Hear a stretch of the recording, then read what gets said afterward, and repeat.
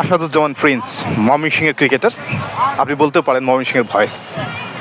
কমেন্ট্রিতে আমরা অনেক ভয়েস শুনেছি, কিন্তু আসাদুজ্জামান প্রিন্সের ভয়েসটা একটু ডিফারেন্ট টাইপের। খেলেন, কোচিং করান এবং কমেন্ট্রিও করেন। আসাদুজ্জামান প্রিন্স 44তম জাতীয় ক্রিকেট চ্যাম্পিয়নশিপের অংশ হিসেবে ময়মনসিংহ জেলা দলের প্রতিনিধিত্ব করার জন্য এসেছেন রংপুর বিভাগে। আগামীকাল তাদের খেলা দিনাজপুর জেলার সঙ্গে। আসাদুজ্জামান প্রিন্স, ওভারঅল এক্সপেকটেশনের জায়গা কোথায় আপনার এই ন্যাশনাল চ্যাম্পিয়নশিপে আপনার দলের হয়ে? থ্যাংক ইউ সো মাচ আমাকে সময় দেওয়ার জন্য। এবং আপনার লাস্ট বেশ কিছু নিউজ আমি দেখছি, বেশ ভালো ভালো প্লেয়াররা আপনার সাথে সময় দিচ্ছে এবং বেশ ভালোই লাগে আপনার কনসেপ্টগুলি। রংপুরে আসলে প্রথম আসা আমার 44তম ন্যাশনাল চ্যাম্পিয়নশিপে। ক্রিকেট আসলে সবসময় আমি একটা কথা বলার চেষ্টা করি, সেটা হচ্ছে আনসার্টেন একটা গেম। আপনি কখনোই অগ্রিম আসলে বলতে পারবেন না যে আমি আজকে এটা করবই বা এটা হবেই আমার সাথে।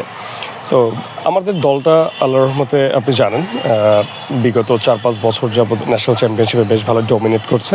সেই জায়গাটা থেকে এই বছরও বেশ কোয়ালিটিফুল একটা দল নিয়ে আসা হয়েছে। এবং সবচাইতে ভালো লাগার যে বিষয়টা সেটা হচ্ছিল যে আমাদের দলনায়ক যিনি এই বছর আব্দুল মজিদ, উনি ফার্স্ট ক্লাস একজন ক্রিকেটার, যার কিনা ফার্স্ট ক্লাস ক্রিকেটে প্রায় 17টা 100ও রয়েছে।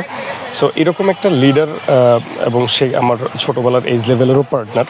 সো সেই হিসেবে আমাদের দলটাও বেশ কোয়ালিটিফুল একটা দল এবং আশা করছি ভালো ক্রিকেটটা খেলবো। যেহেতু ফার্স্ট ম্যাচটা দিনাজপুরের সাথে, দিনাজপুরও কিন্তু নিঃসন্দেহে কোয়ালিটিফুল একটা দল। ওই দলটাতেও যারা যারা ক্রিকেট খেলেন সবাই কিন্তু Dhaka first division cricket dominate করেন বা প্রিমিয়ার ডিভিশনও ক্রিকেট খেলেন। সো আশা করছি যে রংপুর বিভাগে যারা আশপাশে আছেন সেরা একটা হাই ভোল্টেজ ম্যাচ দেখতে পাবেন আপনাদের এই স্টেডিয়ামে ইনশাল্লাহ। প্লেয়ার হিসেবে প্রত্যাশা করতেছেন অপোনেন্ট টিম খুবই চমৎকার, তারাও খেলবেন, অর্থাৎ খেলা একটা হবেই। আসাদুজ্জামান প্রিন্স এবার ফার্স্ট ডিভিশন ক্রিকেট খেলতে পারেননি, তার দল অংশগ্রহণ করেননি, কিন্তু সিসিডিএম যেটি বিসিবির আয়োজিত টি20 টুর্নামেন্ট, তার দল চ্যাম্পিয়ন হয়েছে। আক্ষেপের জায়গা কি আছে ফার্স্ট ডিভিশন খেলতে পারলেন না? নিঃসন্দেহে, বিকজ একটা প্রফেশনাল প্লেয়ার আসলে বসেই থাকে। যে আপনি জানেন যে বাংলাদেশ ক্রিকেটের এমনিতেই অপরচুনিটি অনেক কম, বাট এক্সপেকটেশন অনেক বেশি হাই আমাদের। আমরা কেন ওয়ার্ল্ড কাপ জিতি না, আমরা কেন সেটা করতে পারি না, ওইটা করতে পারি না। বাট সবচেয়ে কষ্টের ব্যাপার হচ্ছিল যে অপরচুনিটিটাই আমাদের প্লেয়ারদের জন্য কম। সেই জায়গাটায় সারা বাংলাদেশের সকল ক্রিকেটাররা ওয়েট করে ঢাকা লিগটা কখন স্টার্ট হবে। সো আমরা যেহেতু ঢাকামুখী, ঢাকা লিগের উপর ডিপেন্ড এবং সেখান থেকে ভালো একটা অ্যামাউন্ট নিয়ে আমরা আমাদের ফ্যামিলিগুলো কন্টিনিউ করার চেষ্টা করি, সেই হিসেবে আসলেই খুব কষ্টদায়ক। কারণ একটা বছর আসলে জীবন থেকে চলে যাচ্ছে, আমরা প্রফেশনাল ক্রিকেটটা খেলতে পারিনি। আপনারা জানেন যে সিসিডিএম একটা টুর্নামেন্ট দিয়েছিল 8টা দলের প্লেয়ারদেরকে নিয়ে। আসলে এখানে ওনারা জাস্ট চেষ্টা করছে যে বাকি প্লেয়ারগুলো একটু টাচে থাকুক এবং তাদেরকে যতটুকু পারা যায় একটা ফিনান্সিয়াল সাপোর্ট দেওয়ার চেষ্টা করছে ওনারা। বাট এর মানে এই না যে ঢাকা লিগের যে ক্রেজটা, ঢাকা লিগের যে ফাইটটা, বা আমি যদি একটু গর্ব করে যদি না নেন, আমি যদি সহজে একটু বোঝানোর চেষ্টা করি, খেলাঘর সমাজ কল্যাণ এটা একটা চমৎকার একটা দল ঢাকা ফার্স্ট ডিভিশন ক্রিকেটে। এবং ট্রাস্ট মি, আমরা ওয়ান কাইন্ড অফ চ্যাম্পিয়ন দলের মতোই দলটা সাজিয়েছিলাম। সো এই যে এতগুলি ভাই আসলে ক্রিকেটটা খেলতে পারলো না, ফার্স্ট ডিভিশন ক্রিকেটের টপ হইতে পারলো না, আমার মনে হয় প্রত্যেকটা ক্রিকেটার, শুধু আমার দলের না, ইচ অ্যান্ড এভরি দলের প্রত্যেকটা ক্রিকেটারই আসলে ফেড আপ এই ব্যাপারে এবং আফসোস করছে তারা যে প্রপারলি 20টা দলের মাধ্যমে যে ক্রিকেটটা হওয়া উচিত সেটা হচ্ছে না। এবং সেমভাবে যদি আমি রেসটা একটু টানি আপনার সাথে, সেটা হচ্ছে ঢাকা সেকেন্ড ডিভিশন ক্রিকেটও আমরা দেখতে পাচ্ছি যে 24টা দল খেলে, সেই জায়গায় 12টা দল ক্রিকেট খেলছে, 12টা দল ক্রিকেট খেলেনি।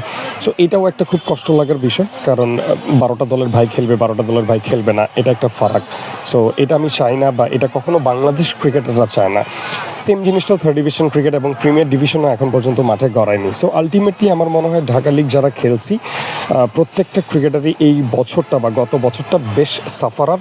এবং আমি চাই আপনার মাধ্যমে যারাই দেখুক বা যারা শুনছেন বা যারা দেখবেন, এই মেসেজটা যেন ক্রিকেট বোর্ড পর্যন্ত পৌঁছায় যে অ্যাজ আর্লি অ্যাজ পসিবল, যত দ্রুত সম্ভব, যেহেতু আমাদের নতুন ক্রীড়া প্রতিমন্ত্রী আসেন, আমি তারও মনোযোগ আকর্ষণ করছি আপনার মাধ্যমে। আমি চাই যে যত দ্রুত সম্ভব ঢাকা লিগটাকে, যতগুলি ক্লাব সবসময় ফেস করতো, যেমন প্রিমিয়ার ডিভিশনে আবাহনী, মোহামেডান, লিজেন্ড অফ রূপগঞ্জ, এত তারকা সম্পন্ন দলগুলি, ওরাও কিন্তু খেলতেছিল না। সো আমরা চাই প্রত্যেকটা ক্লাবের অ্যাটেন্ডেন্সে প্রত্যেকটা ক্লাব একসাথে হয়ে আবারও ঢাকা লিগটা মাঠে গড়াক, এবং এটা যত দ্রুত সম্ভব যেন মাঠে গড়ায়। এবং এই দিকটাতে যেহেতু ক্রীড়া প্রতিমন্ত্রী একজন স্পোর্টসম্যান, সেই হিসেবে আমরা আশা করছি যে খুব দ্রুত এটার একটা ফিডব্যাক আসবে। দীর্ঘদিন পেশাদার ক্রিকেটের সঙ্গে আছেন এবং পেশাদার কোচও উনি। ওনার আন্ডারে ঢাকা সেকেন্ড ডিভিশনের ক্লাব খেলে, থার্ড ডিভিশনও ক্লাব খেলে এবং ওনার কণ্ঠ শুনে বুঝতে পারতেছেন সুইট কণ্ঠ, তার কথা বলেন খুব সুন্দরভাবে, সাবলীলভাবে কমেন্ট্রিও করেন। ভবিষ্যতে আপনাকে কোন ভূমিকা আমরা দেখতে পাবো? ক্রিকেটার তো একটা না একটা সময় আপনাকে ছাড়তেই হবে অ্যাজ এ প্রফেশনাল ক্রিকেটার হিসেবে। সেক্ষেত্রে কোচিং কেরিয়ারকে দীর্ঘায়িত করবেন না কমেন্ট্রি বক্সে থাকবেন? এটা আসলে বলা একটু কঠিন ভাইয়া, কারণ পৃথিবীতে আসি কোনো একদিন মরে যাব, মৃত্যুটা একদম চিরন্তন সত্য।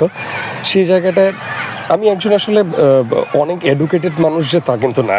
আমি প্রত্যেকটা মানুষের কাছ থেকে আড়াল থেকে শেখার চেষ্টা করি এবং আজকে যতটুকুই হয়তো কথা বলতেছি আপনার সাথে, যতটুকুই গুছানোর চেষ্টা করি সবগুলি আসলে মানুষের কাছ থেকে পিছন থেকে নেয়া।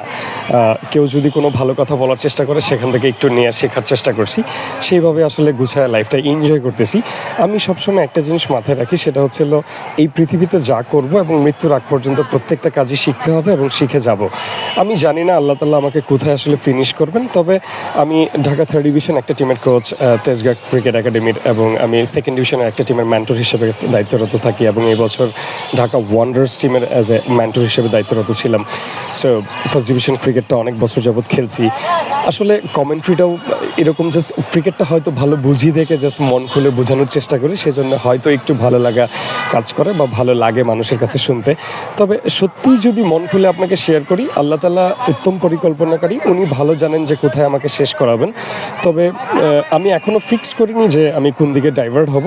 আমার কথা হচ্ছে প্রত্যেকটা কাজ আমি এনজয় করতে চাই এবং মৃত্যুর আগ পর্যন্ত শিখে যেতে চাই। মানুষকে আমার যে শিক্ষাটা আমি নিচ্ছি সেটাকে আবার মানুষের কাছে জাস্ট তুলে ধরতে চাই। প্রাতিষ্ঠানিক শিক্ষায় সব নয়, ভিতরের শিক্ষায় সব।